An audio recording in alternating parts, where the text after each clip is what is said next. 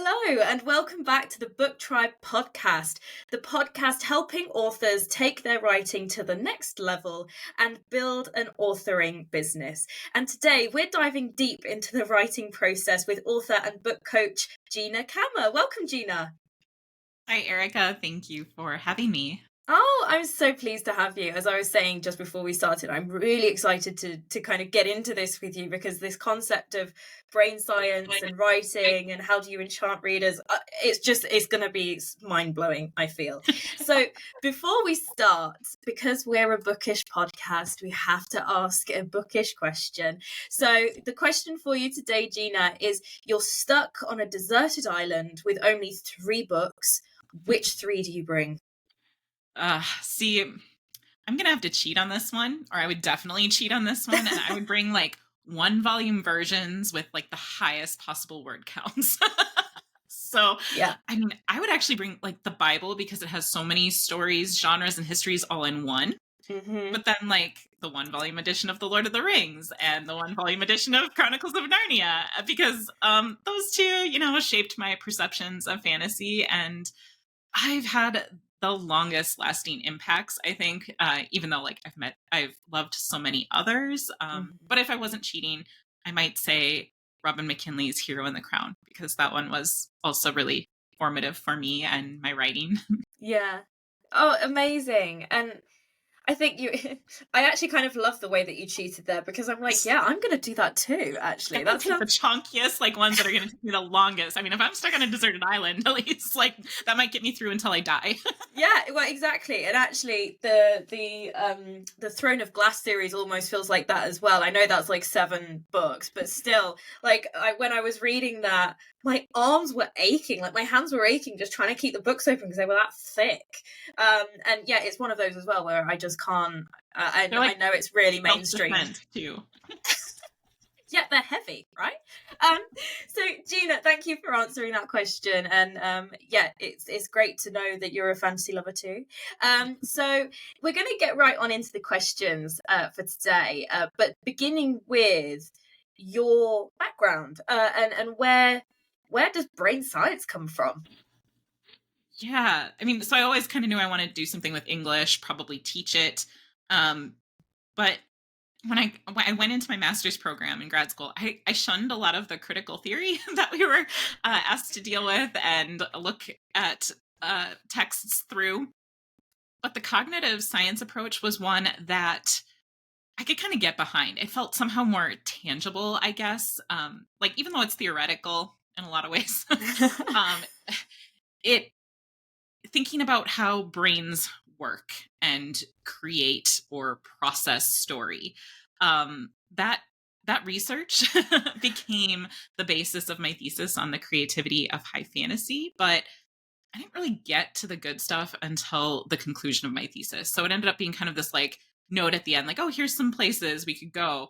And that's kind of where I left it. So I was really happy with my thesis in the end. It was I think that there's so much more I could do here. Yeah, I think I felt the same way with my dissertation, actually, for my my MA. I think I was actually, there's even now I keep thinking, oh, that would have been a great point to make. But never mind, we're not talking about my MA. So let's talk about that intersection then. I'm so sorry, there's a helicopter going right over me, so if you can hear that, I'm sorry. So where do the two intersect? Because I suppose we've said, well, in terms of how we consume story, but when it comes to writing, where do they Yeah, so well, I guess part of the draw to brain science was I wanted to know the why behind everything. So story and story craft included. So I actually returned to my master's thesis, or at least to that research, to start answering all those questions that I had about, why stories follow structures, why certain craft advice works or doesn't work. And knowing these things, a writer can reverse engineer the answers to apply them in their manuscripts. So that's kind of where I started looking at okay, even though I had started from the point of creativity and like how that process works, that's really good to know. It's good to be able to kind of hack your creativity, make yourself be more creative in some instances and stuff like Yeah. that. So knowing some of those studies and like ways that have been shown to enhance that stuff is good. And knowing maybe some of the inner workings of what stories that are already out there have perhaps done to kind of be this creative like fantasy or sci-fi thing. But yeah, like I said, that wasn't really everything. So where it really got interesting was in looking at how how that all works on the reader so that you can know how to create that experience that is going to be really like have a lot of impact and be really memorable. So that's kind of where then I went. Like, okay, if we actually slide into the effects of story on readers, like through what we know so far from brain science, we can actually figure out how to then write it to make it that way. And there are things in the science of it, or at least theoretically, that we know that we can use to kind of achieve those effects. I mean, from the sounds of it, from initial kind of emotional reaction to everything that you've just said, it sounds amazing. But also to someone listening, they're thinking, "Oh, that sounds too complicated." Like that seems way too deep. But actually, is there a way to kind of look at this in a way that's probably not quite so academic? Definitely. I mean, I've done all the research. So what I say to authors is like, you can do this too. Like I'm just a really big nerd for a lot of this stuff and I really delved into it. But if you don't want to do that, you don't have to. I write about this a lot like on my blog and other places. But what it all boils down to is something I distilled into these three keys to reader enchantment. And so those keys are really the essence of my research and kind of what we can follow then to apply it in a way that's not so theoretical, not so like out there, not so complicated seeming. And these three principles, so it guides my work with authors, but it also guides their work with their stories. Mhm. And do you want me to give you a rundown of like these keys? Well, we'll go to the keys in just a second. Okay. It's not quite at the top of my list of questions Yeah. because I guess the question is then, okay, so there is a way to consume this that is, isn't overwhelming for an author, Yes. but Yeah. also, you know, why should an author do this work? Like, I guess for some authors, Yeah. they're thinking, I just want to get into the writing. I just want to start writing, but actually what difference does this make for an author if they do some of this work first? Yeah. Well, the work I do with authors really starts in the planning process. So knowing why they're writing the stories really helps. It helps us shape the whole story with more clarity and understanding what the story does for them too. So it's important because it will all come through in like the characters and situations that they're in their stories, but then these elements will all be purposeful rather than Mm. just happening for story's sake or because we thought they were cool. Like they'll actually all have like this cohesive whole. So when authors come to me, they often have written this like messy first draft that doesn't really have that kind of cohesion. And sometimes they even admit like they don't really know where they're going with it, or maybe they haven't even finished it Mm. because they just don't know quite how to like where to go with it. And then they come to me and then we start working on, okay, well, let's dig into like why you're writing this in the first place. It's like, well, it's to entertain. I just want to entertain readers. And it's like, okay, but there is a purpose underneath that you may not even know. Like we might have to dig a little subconscious here.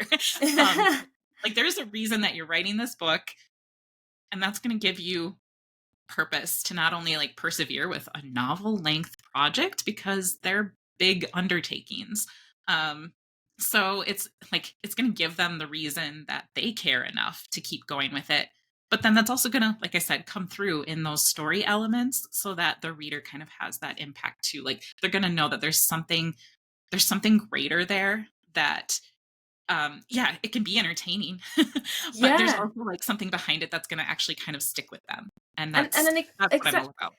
yeah, no, because as you're saying that, I'm just thinking actually there's one author in my mind who sticks out, and maybe it's because I've read her stuff more recently, but she is neurodivergent. So she has autism, and all of her books are written with a main character who has some kind of neurodivergence, whether it's Asperger's or autism, and really it's like this, it's more than just a romance story, because it's a romance story, but actually you really feel that she's telling you what the experience is, the personal experiences of being neurodivergent in the world, and also being neurodivergent and trying to find love, you know. And it's really stuck to me because I feel like I connect with it straight away, not because I'm neurodivergent myself, but I know and have family friends who are neurodivergent, so I'm just like, oh my god, this makes so much sense to me. So what you're saying is hitting home. Like, that's really strong. She sticks in my mind because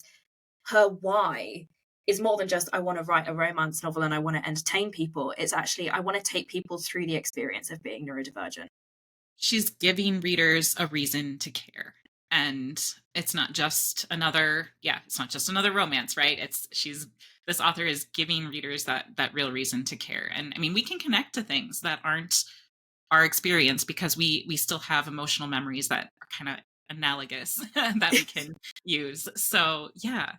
Okay, great stuff. All those tingly feelings that you get from the really good books, like that's what I want for every book. And so that's why I do the work that I do. Like, this is what, like, we don't need to write more stuff that's just kind of candy. I mean, we can. That's fun and valid, and that's fine. I love candy. Right? Me too.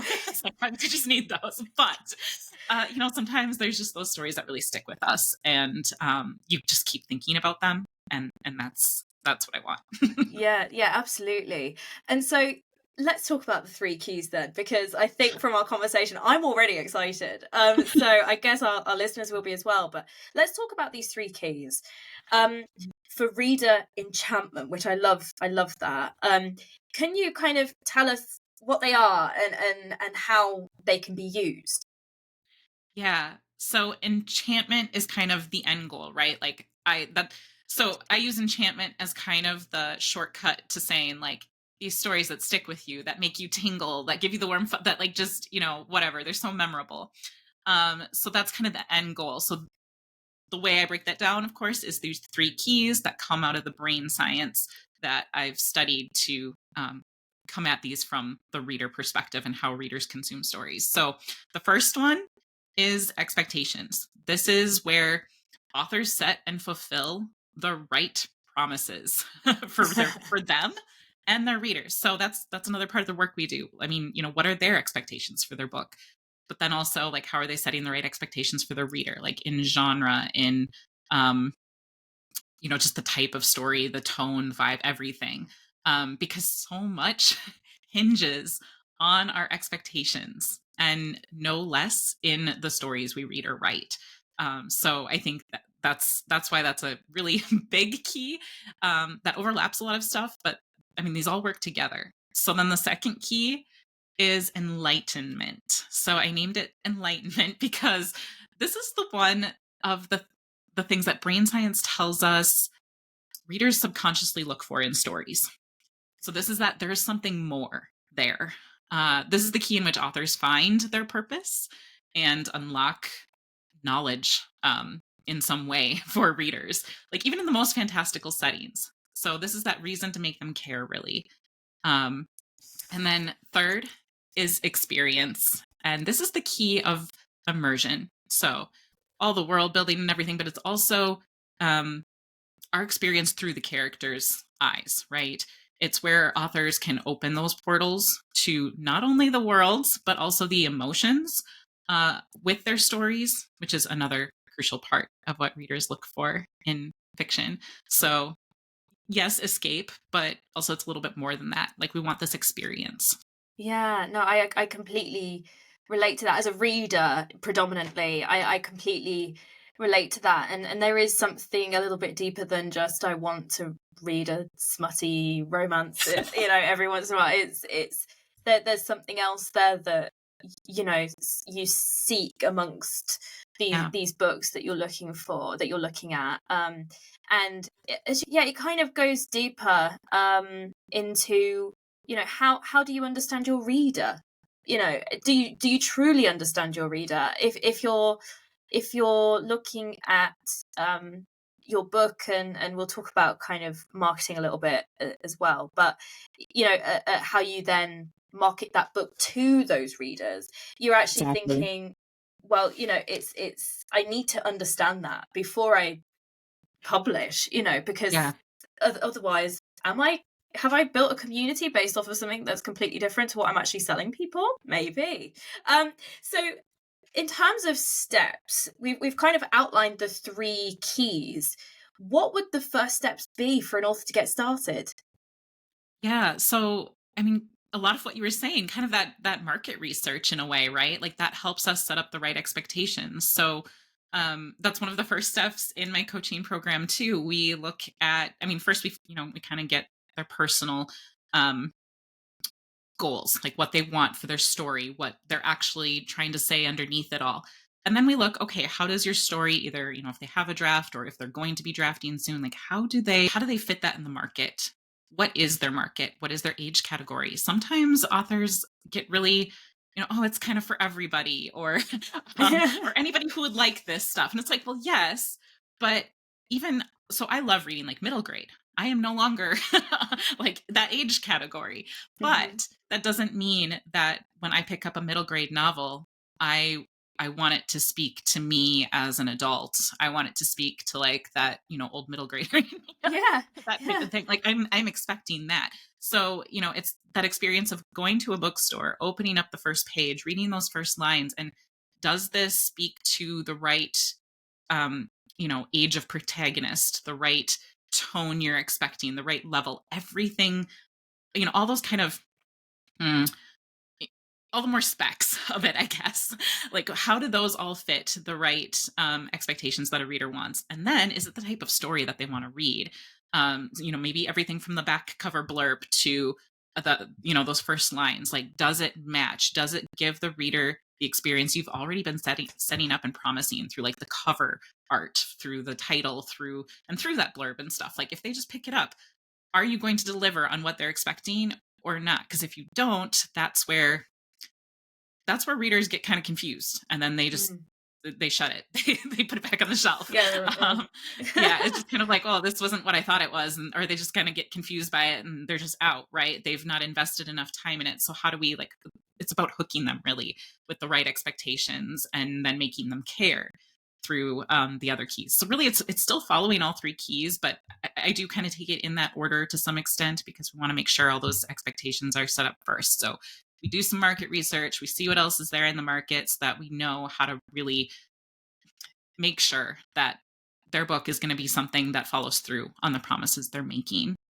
Yeah, and I think as you were speaking, I always also was thinking that, a lot of authors, you hope, are also reading as well. And Yes. especially if you're writing in a certain genre, like super, like we could go even more specific with romance particularly. There's so many different strands we could pull with romance, but if you're reading that genre as a reader, what is it that captures your attention? Why do you like to read that as well? That as a place to Exactly. start is also a really great place to start. The simplest place to start is, why do Yeah. you like to read these books? And coming back to the blurbs and the piece, the amount of books on my bookshelf that I've bought because they were on BookTok or Bookstagram and stuff, and then I've read the blurb and I've gone, oh, do you know what, I don't feel like reading it.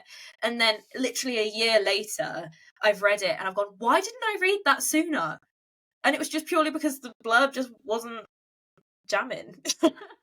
Yeah, either that, or I mean, I think there's something to mood reading too. Like we want that experience when we want it. So maybe it wasn't the right time for that experience, or maybe the blurb was just kind of not great. Yeah. But at the same time, like sometimes it's just yeah, it's what experience, what are we in the mood for at that time? And we have a set of expectations, we have a set of like experiences that we want to get out of it at that time. I mean, that's why, yeah, I'll often read like a big epic fantasy that's like, just really vast, and then I'll read a really short, like, I'm gonna call it a candy romance, where it's just like, it's short and sweet. I know exactly like how it's going to end, but that's just kind of what I need in between because I just needed something quicker.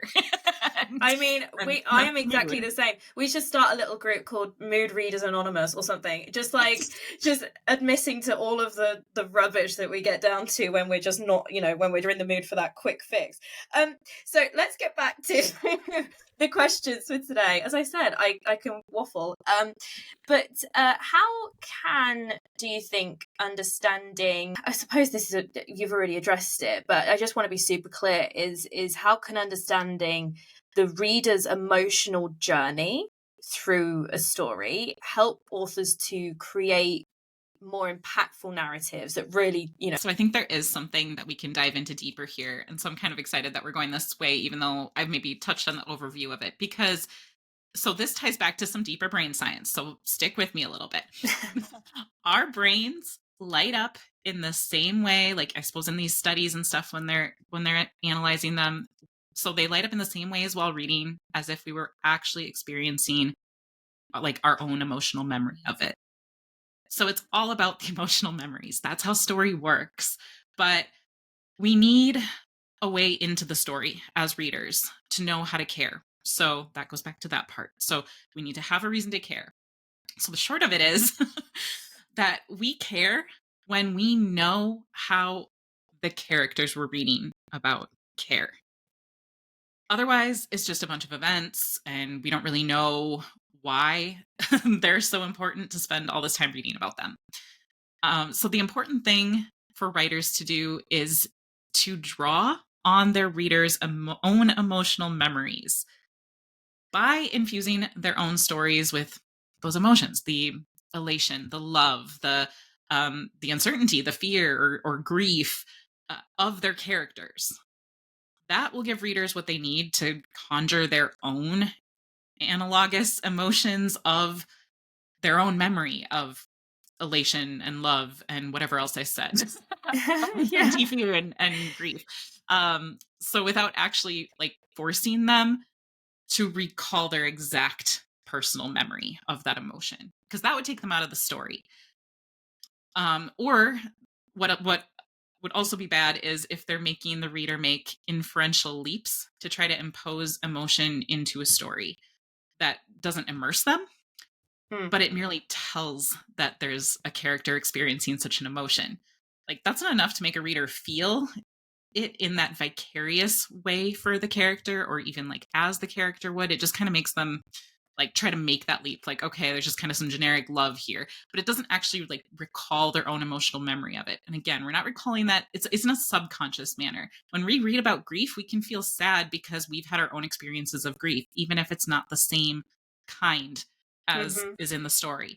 I'm like, most people can even feel emotion for, losing someone because they've lost a pet or something, even if they haven't lost a person yet or something like that.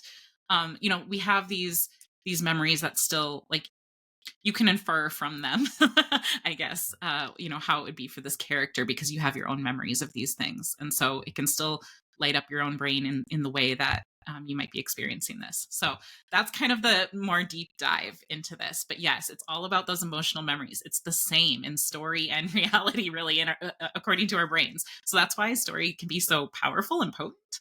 And I think that's why we need to kind of take it seriously like this and really dive into these, deep immersive experiences in our novels. Yeah, no, and I completely on board with that. I think even when you take it into an extreme storytelling scenario, say it's fantasy or say it's sci-fi, where really the worlds are not recognizable, or maybe they are recognizable in some way. And there's one book has like this Roman Empire-esque kind of conqueror. So there are some ways of relating environment to what people are used to, I guess.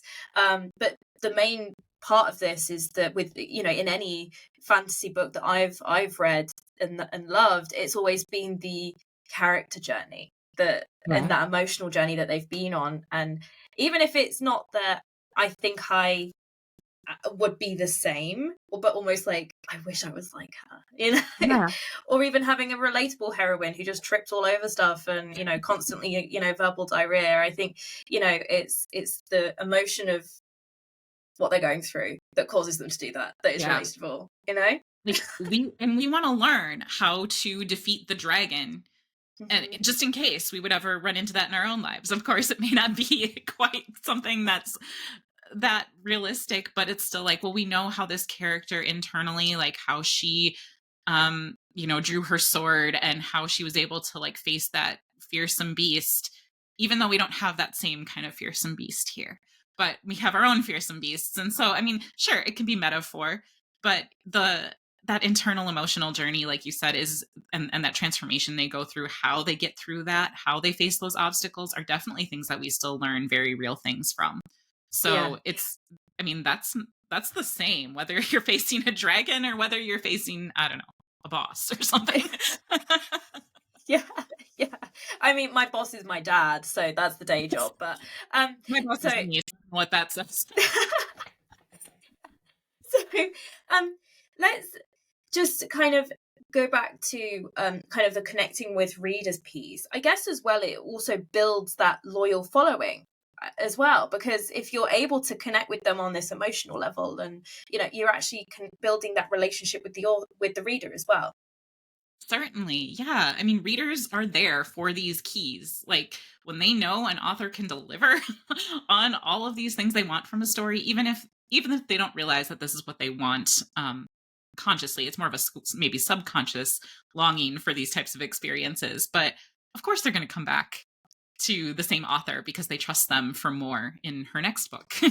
Yeah, yeah. And in terms of the marketing stuff, we've already kind of briefly mentioned how this interacts with marketing, but as well, when you're thinking about building that loyal following, it's also how do you build those same emotions, those same, playing on those same kind of elements in your marketing, to continue to grow audience and to continue to engage them, because I guess a lot of the author's problem is once they've bought your book, they've gone, they've Yeah. taken your book, they've gone, and that's it. But actually being able to recycle your I say recycle, to keep and engage and retain your readers through things like newsletters and through things like your Yeah. social media, um all of this kind of helps to do that as well. Yeah, I mean, weirdly, I follow my own three keys for story, like in my marketing and basically every other part of like the book and publishing business, because it's all about meeting those reader expectations and providing value, like that enlightenment part, and giving them an experience.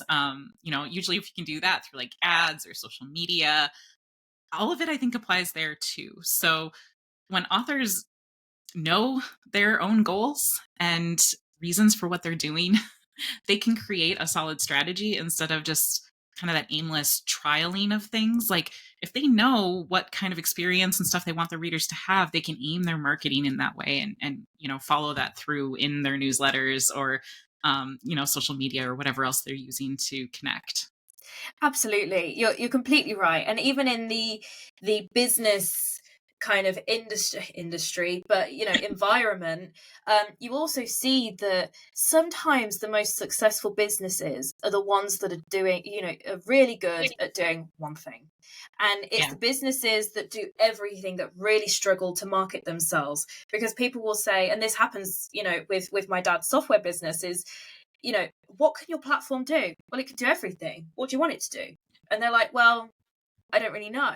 So with authors, it's the same thing. Don't try to be too many things just to try and get all the readers to be a follower. And it's actually being more pointy, being Mm. more defined, gives you your little space that you can own and build your own little following. And by doing that, people will find you easier. People will, they'll know what to expect. They'll, so it's everything that you're saying is just completely resonating with me.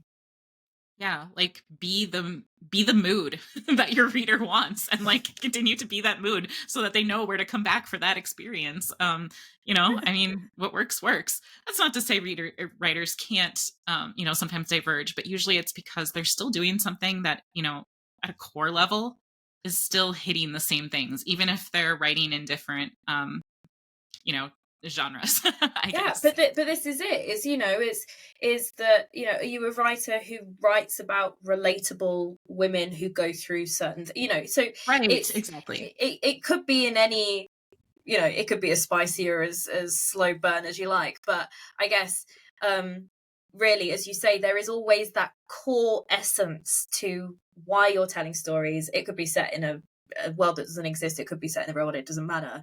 And before I go down a rabbit hole and just keep talking, let's get back to my list.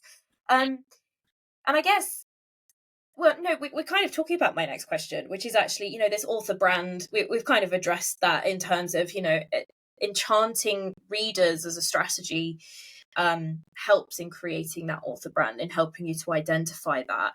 Do you have any other examples off the top of your head of authors that are doing that well, maybe? Yeah, so this is a tough one because I think the interesting thing is that these keys can be done so well in such wildly different novels. Mhm. It's all about setting up the right expectations and seeing them through with those other keys. So, I mean, one of the things that pops into my head is like, basically every middle grade, like Newbery Award winner or something like that, where, these novels that just have that kind of lasting enchantment, right? That lasting kind of resonance. Like, so a couple books that come to the top of my mind that I read, like when I was in grade school, was like Bridge to Terabithia, and of course, The Hero and the Crown.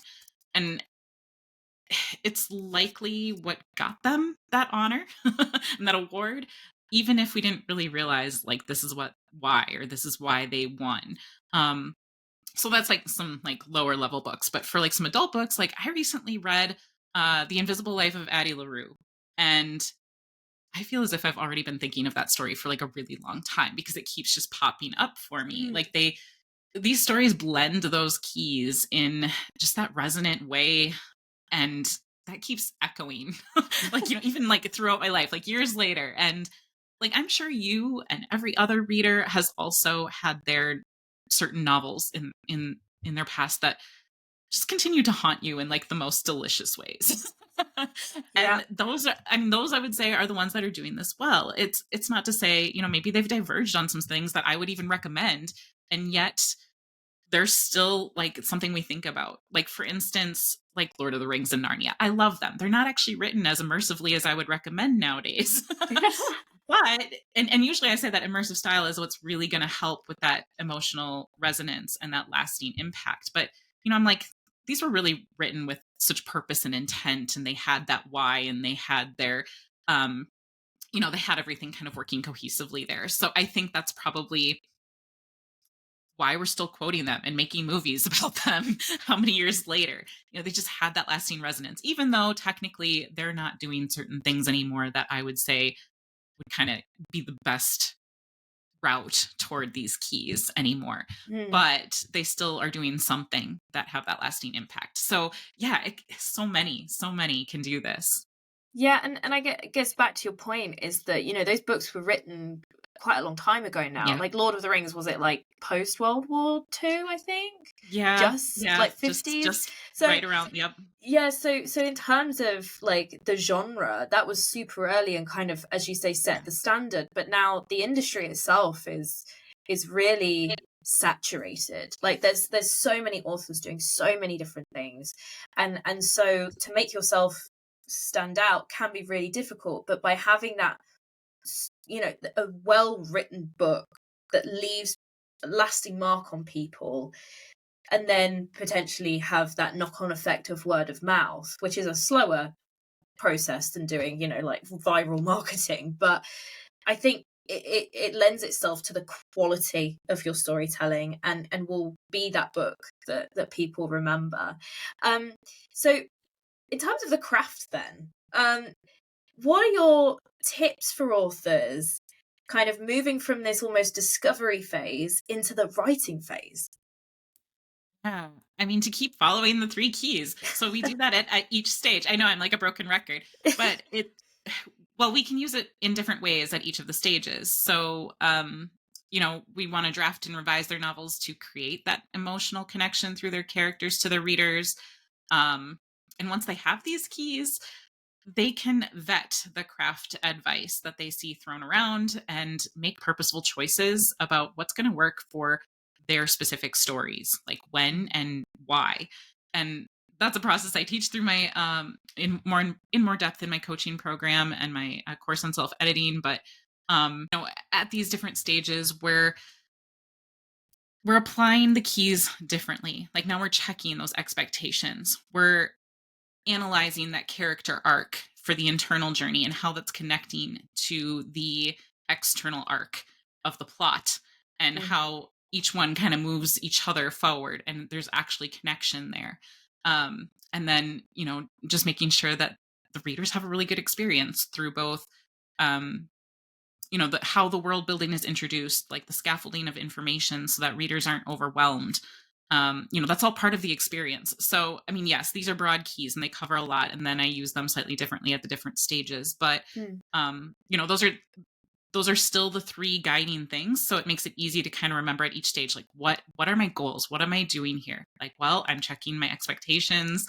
I'm making sure, that there's enlightenment and giving the readers a good experience. So all of those things, like you're always kind of like, check, check, check through these different things. And yes, they cover a lot of things. A lot of the different craft elements, story Mm. structure is a big one for expectations, but it also kind of overlaps with the experience because readers feel like they're making progress when they hit certain beats at certain times, so that Mhm. they feel like they're moving through the story at a good pace.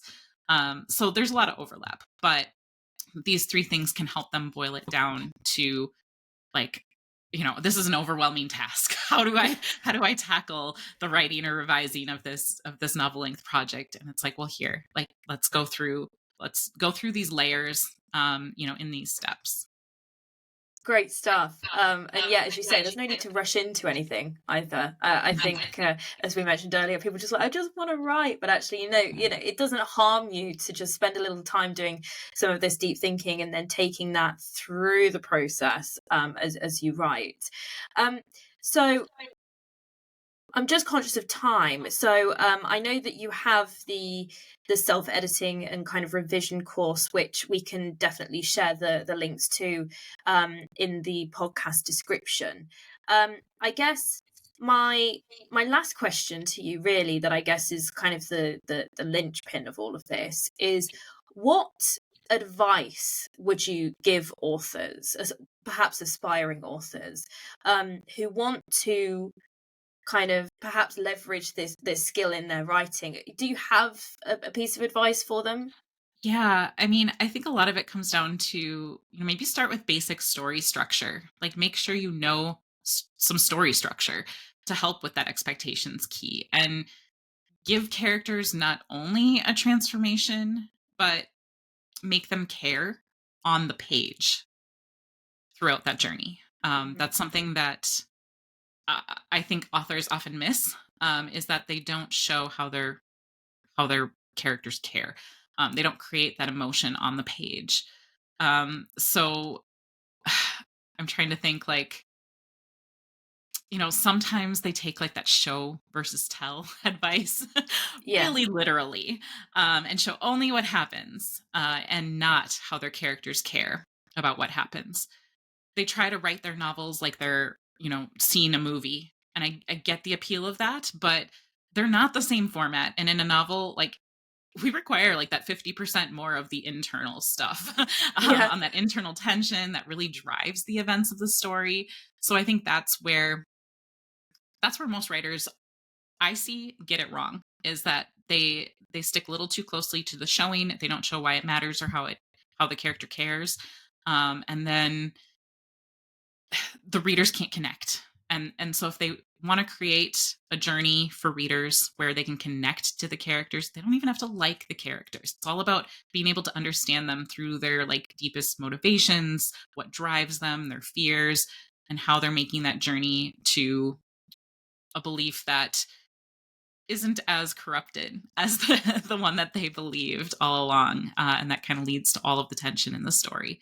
So, yeah, I mean, short of digging through more studies and stuff on brain science, I would definitely recommend, like, reading up on, anything that's kind of like the tried and true craft advice is probably good.